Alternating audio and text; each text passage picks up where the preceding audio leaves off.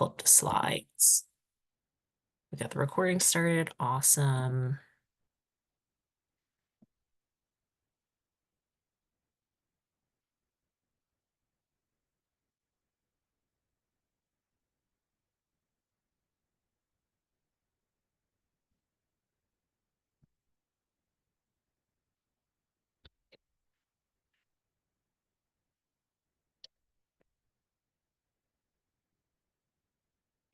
Okay. I'm going to get us started then.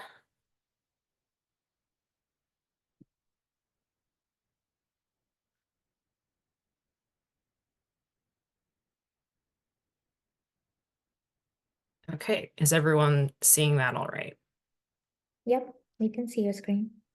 Awesome. Okay. Good afternoon, everyone. Thank you so much for attending this webinar on the Department of Environmental Conservation Zero Emissions, or ZEV Infrastructure Grant.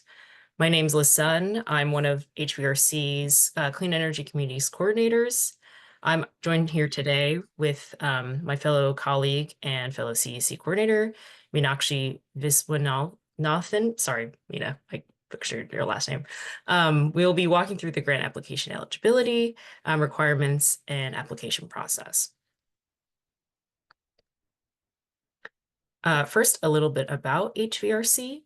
We are one of 10 regional planning councils in New York State and serve the 7 counties, which is Dutchess, Orange, Putnam, Rockland, Sullivan, Ulster, and Westchester in the Mid-Hudson region. We help municipalities access grants from the state and federal level and provide technical assistance on environmental and sustainability programs, economic development, materials management, and water resources. Our programmatic areas are funded by NYSERDA, the DEC, the Hudson River Estuary Program, the EDA, and the EPA. Please feel free to reach out to us on any of these areas. And this work would not be possible without the annual support from our county government members. So thank you to our county governments. Okay, so the ZEV Infrastructure Grant Program provides grants to cities, towns, villages, and counties to install level 2 and direct current fast chargers, or DCFC, electric vehicle supply equipment, and hydrogen fuel filling station components, primarily for public use. The program covers at least 80% of eligible ZEV infrastructure installation costs, including the purchase of materials, equipment, hardware and software, and site preparation work. To qualify for this program, the equipment must meet these electrical capacity requirements and must be listed as qualified on the NYSERDA Charge Ready, Utility Make Ready, or the New York State OGS state contract list. Please note that these websites are linked in the presentation, and this will be shared after the webinar. These are the maximum award amounts per site location and municipality. Please note that it is one application per site. A separate application must be submitted for each location. There is no limit to the number of applications a municipality may file, the number of facilities for which a municipality may request grant funding, or the number of units per facility, other than these maximum award amounts shown in the table. A local match of 10% or 20% of the total project cost is required unless you are in a lower median household income location or the facility is located in a disadvantaged community or DAC census tract. So to calculate or find out what the median household income is of your municipality, you'll be going to the census website, and I'll show you how to find this piece of information. So I'm going to stop sharing and then pull up the census tract locator.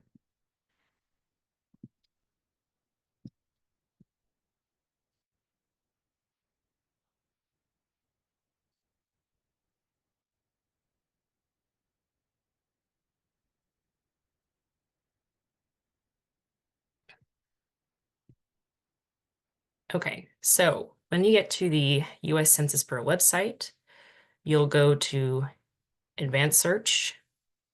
You will look up B19013, median household income in the past 12 months. And so for this year, will be in 2023 inflation adjusted dollars. From there, you're going to select your geography. So you can go to place on this left-hand side. You would look up New York State. And I'm going to look it up for where our office is located, which is in Newburgh.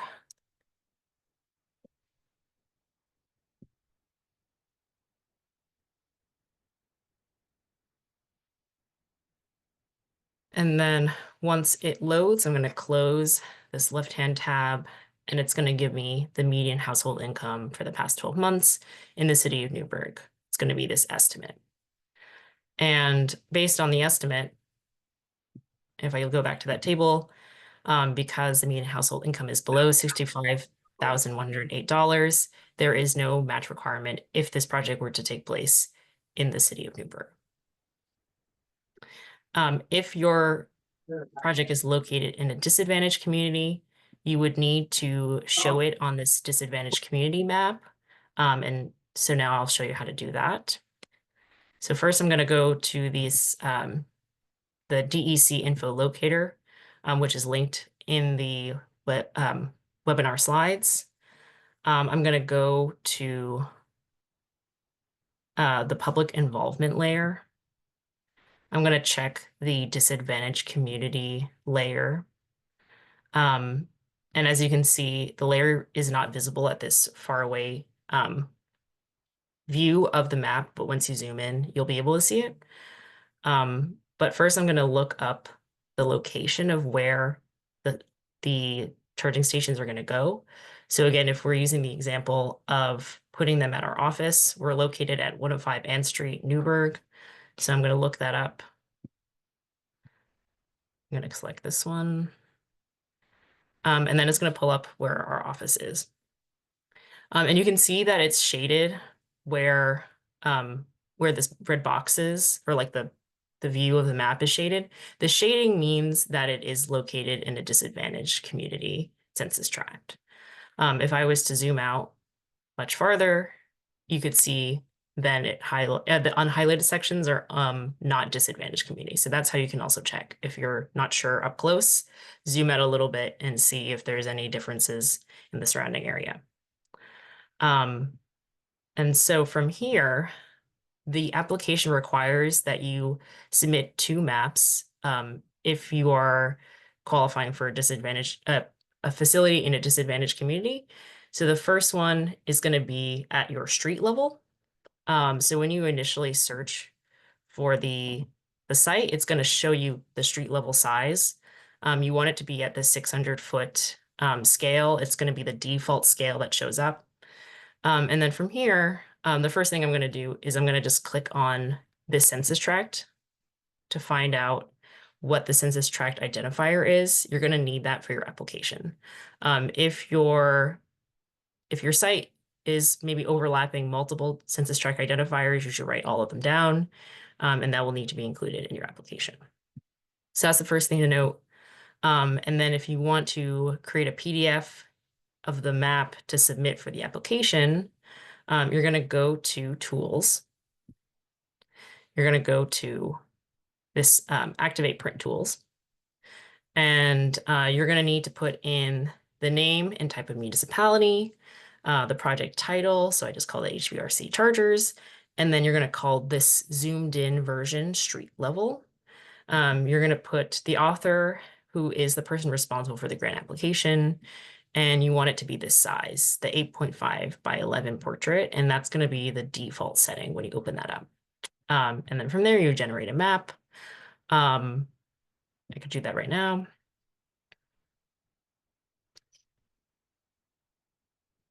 Sometimes it takes a little bit of time, so I wasn't sure if I should click on that. And then it pops up. So there you go. So this is one of the maps that you'll need to submit. And then the other one is going to be a high level view. And so that needs to show the boundaries of your municipality. And the way you can do that is you go to reference layers. You're going to click on all of the boundaries for the municipalities. So cities, towns, and villages. The counties are already selected. And then once you do that, you can see that it already shows up the outlines of the municipality boundaries. And so this is the outline for the city of Newburgh. This is probably a big enough view to show the entire municipality in relation to where the site will be. And then from there, I'm going to go back to tools.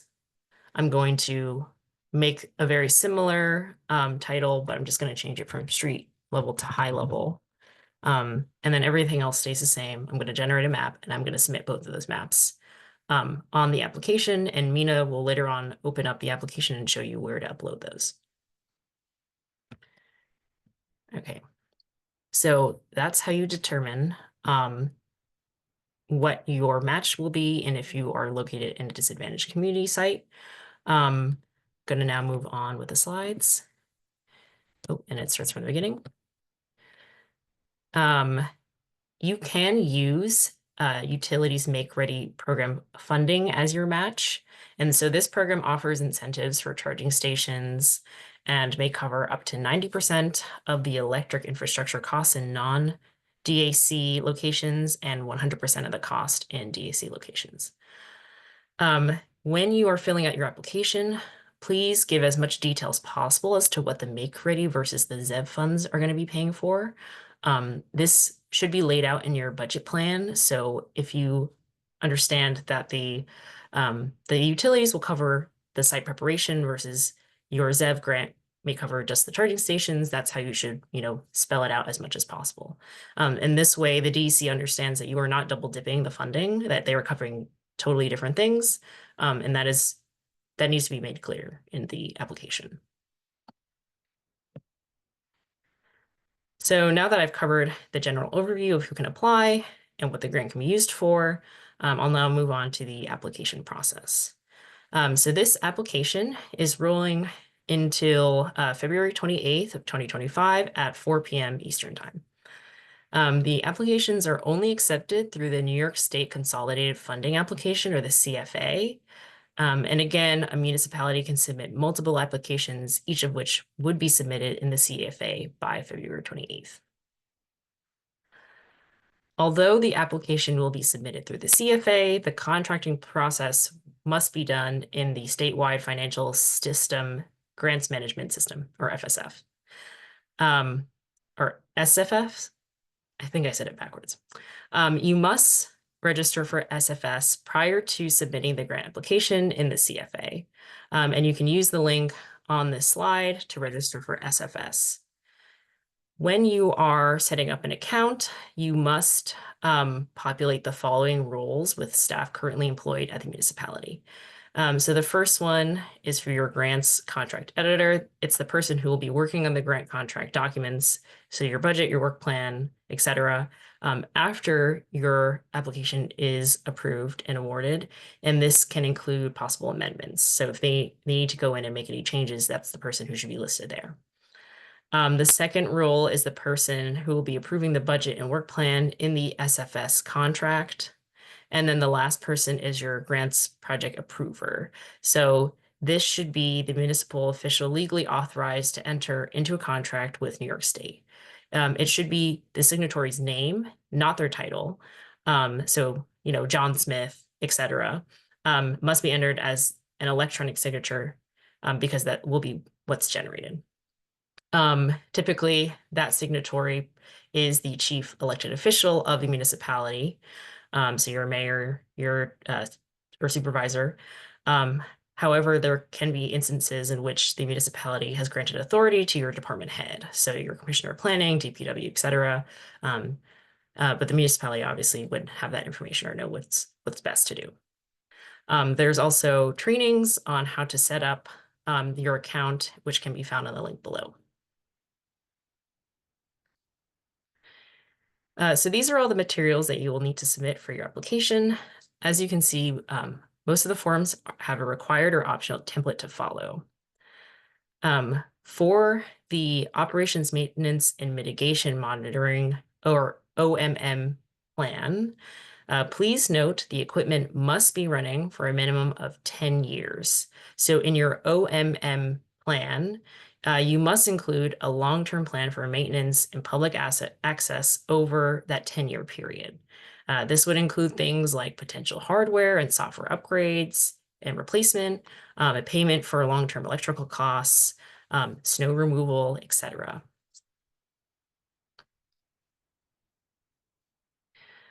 And then also a part of the application, you'll need to fill out questions about the municipality and about the project. And a lot of that information is going to be very similar to what you include in those required documents. And now I'm going to pass it over to Mina to show you the application portal.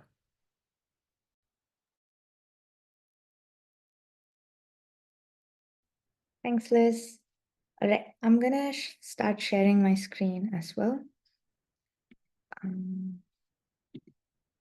Okay, please let me know if you can see this. Yeah, Yes. great. Thanks. All right, so this is the grant application portal, the CFA portal. I've already logged in, but you would have to create a login ID and a password. It would be a token that the DEC would automatically generate. So you would want to save the token and the login ID information somewhere so that you can access it. So once you log into the application portal, this is what it looks like.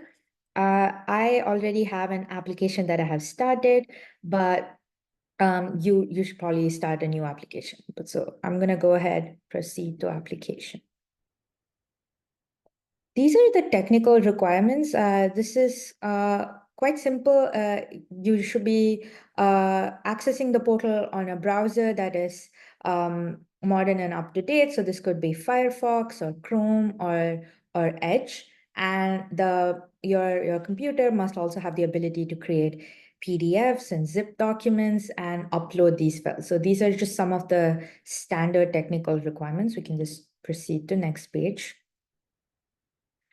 Yes, so this it would ask you the first time that you're creating an application, what program that you're applying for. Please make sure that you select the 2024 Municipal ZEV Infrastructure Grants. This is different from the ZEV Rebate Grants, which is another program that's run by the DEC. But for the charging stations, it's the ZEV Infrastructure Grants. So that's the application. Sorry, that's the program that you'll need to select. And I'm going to proceed to next page. So these are the different segments or sections of the application process that you can see on top. So you have programs, location, documents, questionnaire, funding, and review. Out of this, the documents and questionnaire are the sections that will probably take you the longest time to complete. The rest of it is pretty standard. So selecting the region within which your project is located. I've selected Mid-Hudson because, like Liz mentioned, for the purposes of this webinar, we're going to assume that the facility is at our office, which is in 105 Ann Street, Newburgh. And you're just going to have to give some basic information about the location and the zip code.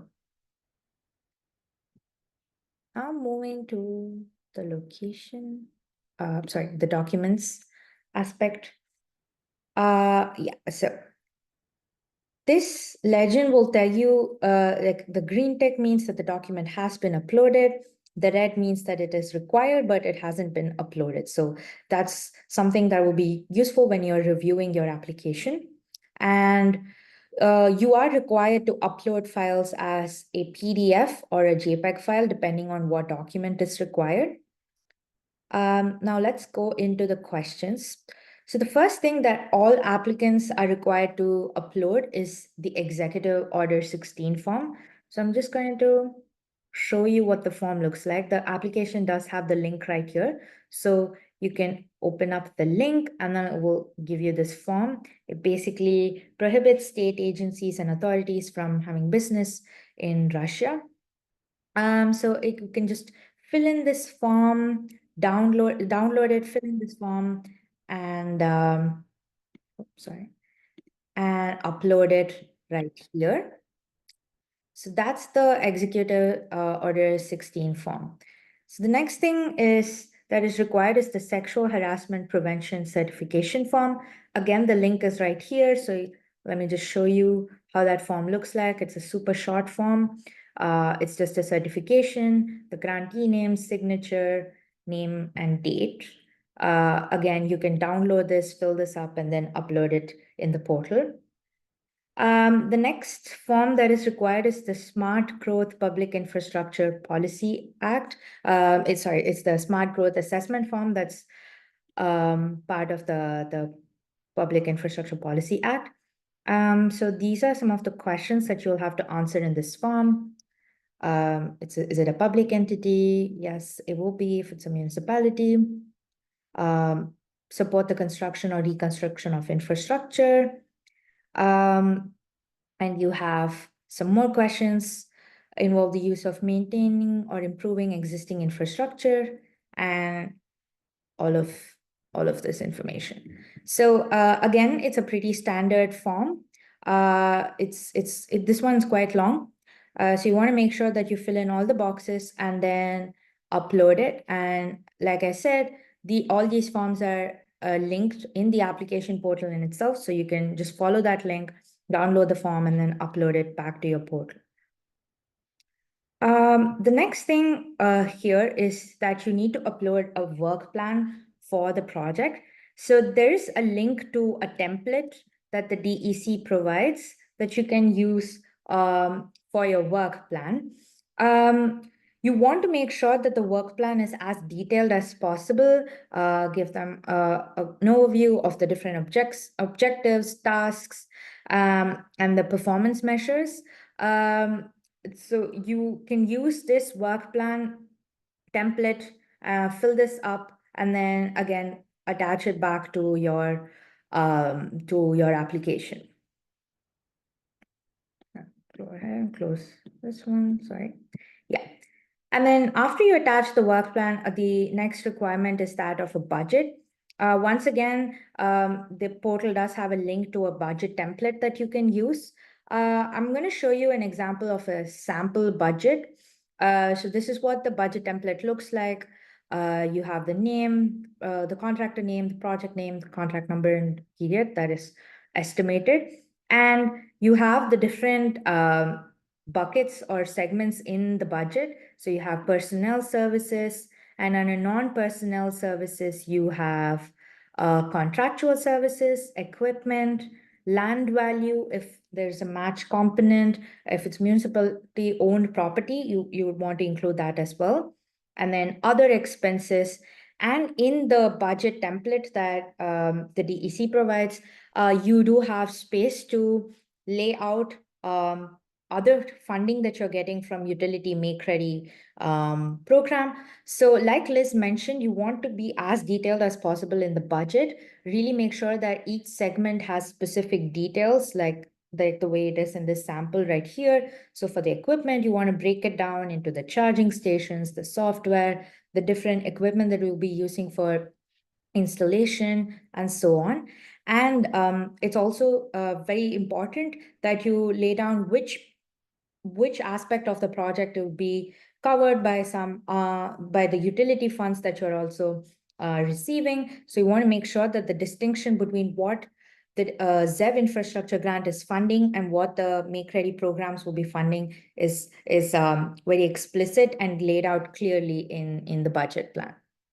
So you can use this template to create your budget, and you can upload it as a PDF into the application.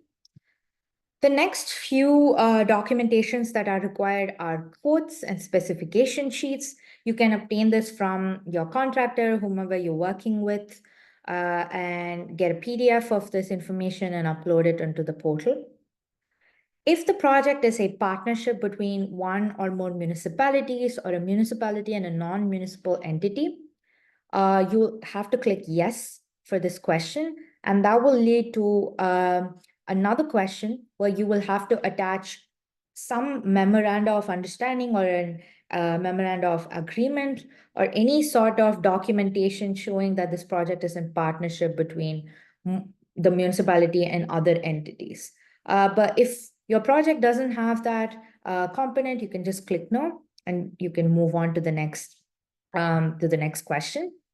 The next question is that on the disadvantaged community census tract.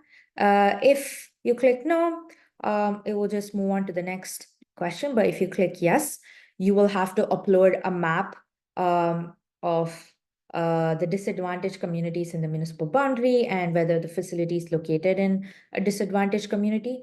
Liz covered this pretty extensively in her part of the presentation, but just as a quick reminder, you'll have to go to the DEC info locator link that will be linked in the slides and click on information layers. You want to click on public involvement, disadvantaged communities, and then search for the address of your facility and see if it falls in a disadvantaged community. Like Liz mentioned, you will have to upload two maps, one at the street level, which is the default, let me just do that, yeah, which is the default view on the deck info locator. And you also need to include a high level map, which you can zoom out and you can find it. So you want to combine both of those maps into one single PDF, or you can download two PDFs and make them into one zip file and upload the file onto the portal.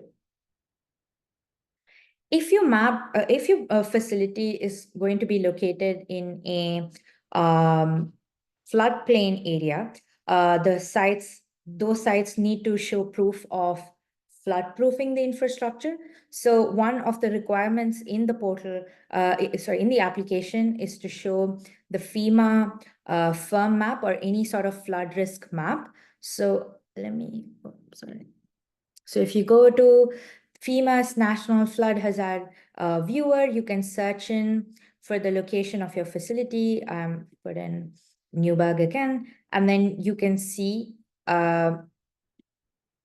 the flood hazard map. So you should include that in your application. And if you're, like I said, if the location falls in a flood risk area, you will need to account for that in your operations maintenance plan as well. If all the work will take place on a property owned by the municipality, you can just click yes. But if not, you will need to upload yet another document, which is called the climate change mitigation easement. And you will need to upload that onto the portal. More information on this form is in the detailed request for applications document that the DEC has prepared for the ZEV infrastructure grant. The link to that document is on the resources page of the slides. So you will have access to that, and you can find more information about this in that. Uploading documentation of ownership or depicting municipal right-of-way in the project area. Again, this could just be any sort of documentation to show that the municipality owns the property. And if land value is being used as match, you will need to upload additional documentation. But if it's not being used as match, again, you can just move ahead with the next requirement, which is that of the operations, maintenance, and mitigation monitoring plan. Like Liz mentioned, this must at minimum address how the equipment will operate and be maintained over a period of 10 years. So this is a sample operations, maintenance, and mitigation monitoring plan from a municipality that previously had its application approved.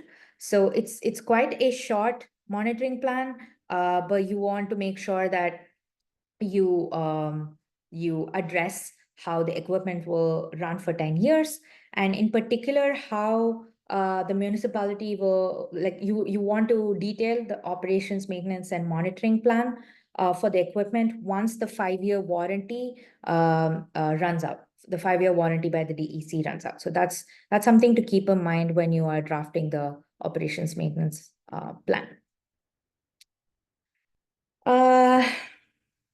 If the facility will be used for municipal fleet charging, you will be asked to upload a shared use plan. Again, this is defined in the detailed RFA document, so you can check that out for more information.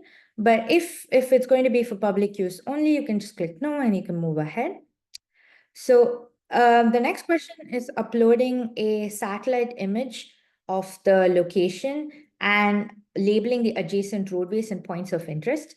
For this, you could just do a simple Google map of the facility's location. So I've put in 105 Ann Street in Newburgh. You want to zoom in close enough to the facility that you can see where the different roadways are and what are the different points of interest. As you can see, we have a cafe near us. There is a gallery. There's another restaurant right here. So the objective is to show the DEC that the facility is located near important roadway, and there's different points of interest near the facility, and it will be used by the public. Okay. Yeah.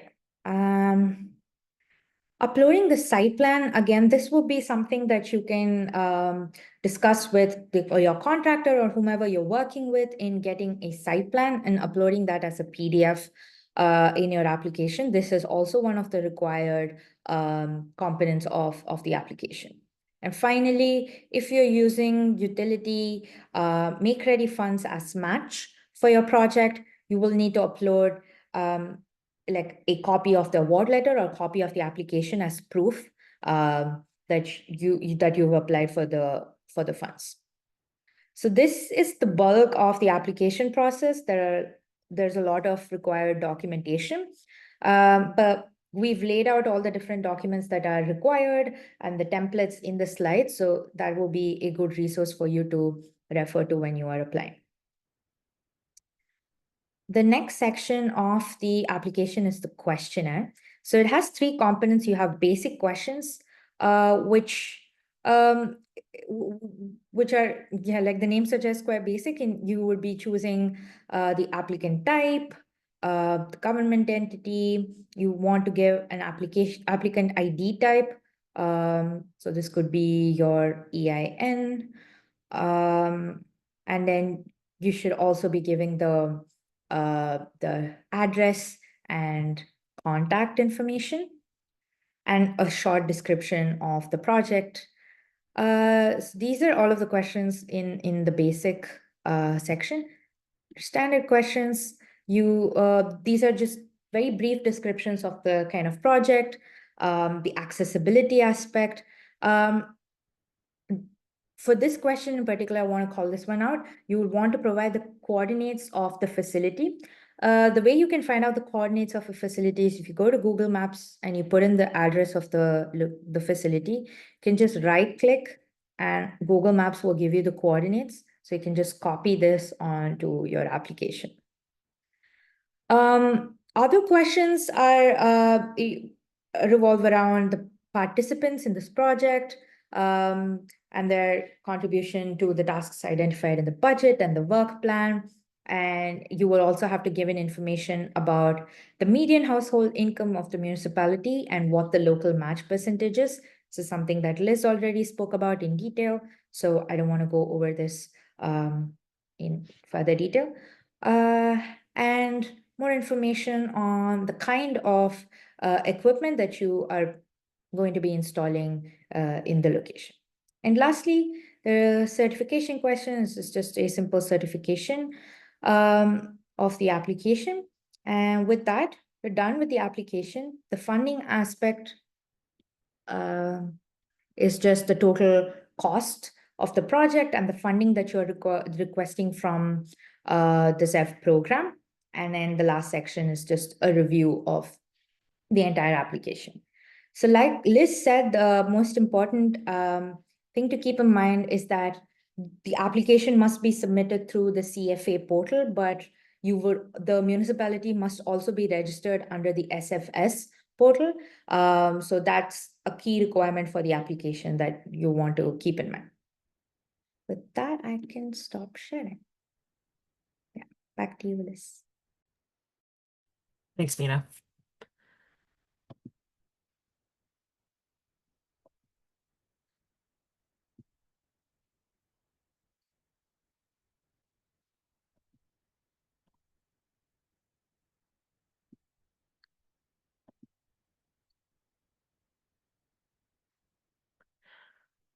So now I'm just going to briefly talk about the application review.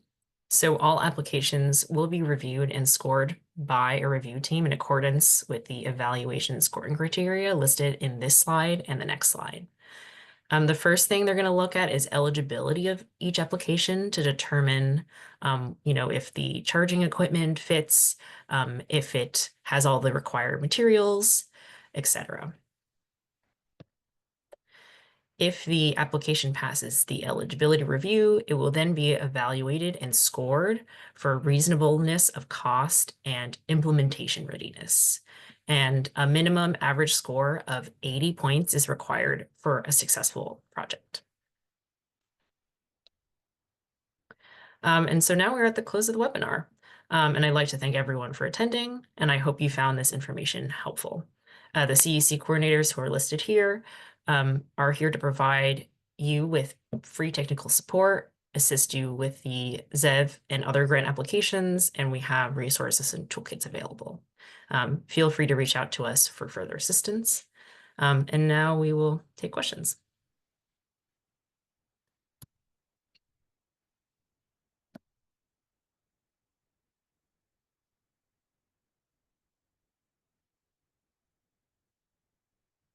Any questions from attendees? Looks like there's one in the chat list. I could tell you the chat question. That's mine, Steve Sear from NIAC. I'm just curious, is there a pool of money for these grants? How much is it? And are they guarantee or competitive grant? It is a competitive grant. There is a total funding pool of $5.5 million. And then for each facility, there's a maximum grant award of $250,000 per facility. If it's in a DAC location, it's a $300,000 maximum. And then if a municipality applies for multiple locations, it's a maximum of $500,000 total. Yeah, I saw that at the beginning of the presentation. I was just curious what the likelihood of getting that. So I'd be one of many applications applying for some piece of the $5 million that's available. Yeah, and Steve, my understanding is the last time they opened this up in 2022, they did run out of funds. Correct. So apply early. Yes. Apply early with a complete application, I think is the key. Thank you. Got you. I see there's another question by Kate Schmidt in the chat. Are SUNY campuses eligible? My assumption is they would be. You would just need to have that shared agreement, because if the municipality doesn't own the SUNY location, then you would need that shared plan. But I guess if the municipality does own it, then that shouldn't be a problem.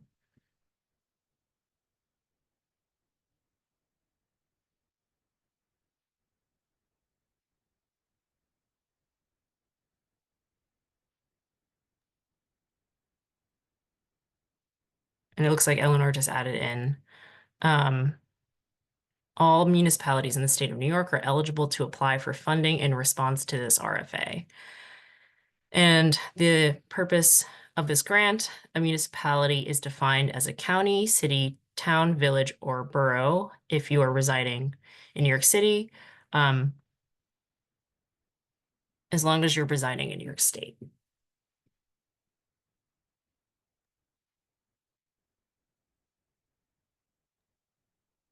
Any limitations on the type of charging? Can you do fast chargers? Can you do level 2? Any speed restrictions? Yes. So you can apply for both level 2 and oops, sharing the wrong thing. You can apply for level 2 and fast chargers.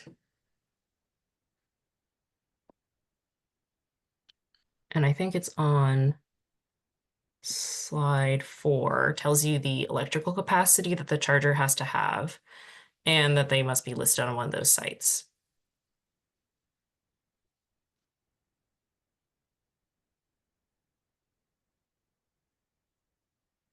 This is Kate again.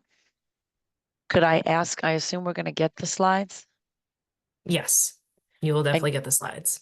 Okay, and can I just, what you just said, Liz, I had read Eleanor's quote somewhere. So which one is it? Because you thought if the shared use, can I take Eleanor's quote and what I read to assume what defines a municipality? And then I still want to take what your answer you said, and you think it should be okay as long as there's a shared agreement. And if you could go back to that slide and just show me that, or you know, anything to really validate that I could go forward. So Kate, Yep. the Orange County can apply with a shared use plan with SUNY, but SUNY itself cannot apply. The county government, right, as it says in what I quoted from the RFA, the county government has to be the applicant, but you can put a charger on SUNY campus land. You know, you have to have that. There's the requirements. If it's not going to be like on county property, there's a whole bunch of requirements that have to happen. The shared use plan and things like that.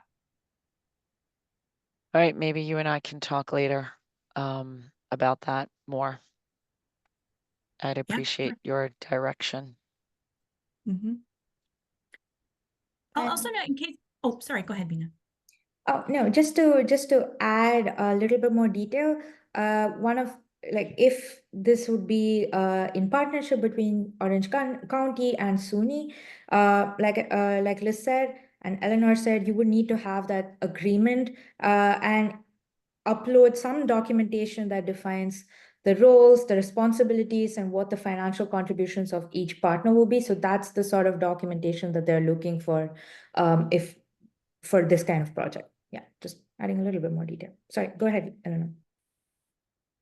I was just gonna, reiterate, these are pretty complicated grants. And if you're looking to get a charger installed, in early in 2025 or, any time really, maybe in 2025, this might not be the grant application for you, because there's definitely, after you're awarded, there's a contracting process. It's there are other opportunities out there that might be better suited for municipalities looking to move quickly to get charging stations installed.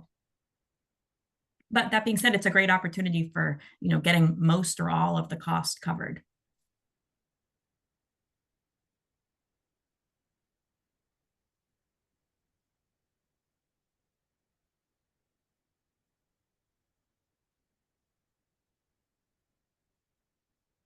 Any other questions?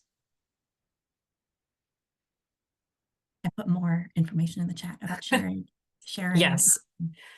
From page 8 if you want to read it directly. Sure. Oh, no, I didn't mean you should read it out loud, Liz. I meant if people want to read it. No. Thank you for clarifying.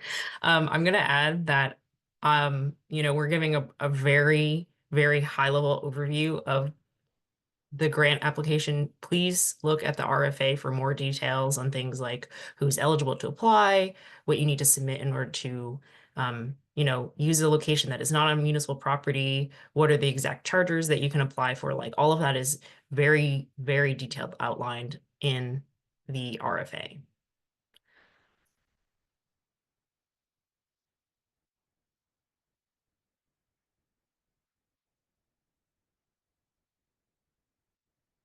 Okay. So it seems like that is all the questions that we have. And RFA, what does the RFA stand for? It stands for Request for Applications. And I think Yes, thank you, Mina. Mina just posted the request for applications.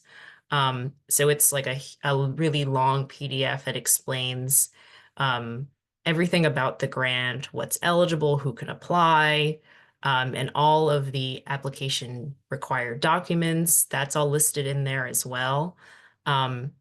You would be then able to find the templates for the applications here at the general ZEV website. And Amanda Trombley, who's from the DEC, just said at the chat, you can also send any questions about the requirements if you need any clarification to zevrebate@dec.newyork.gov.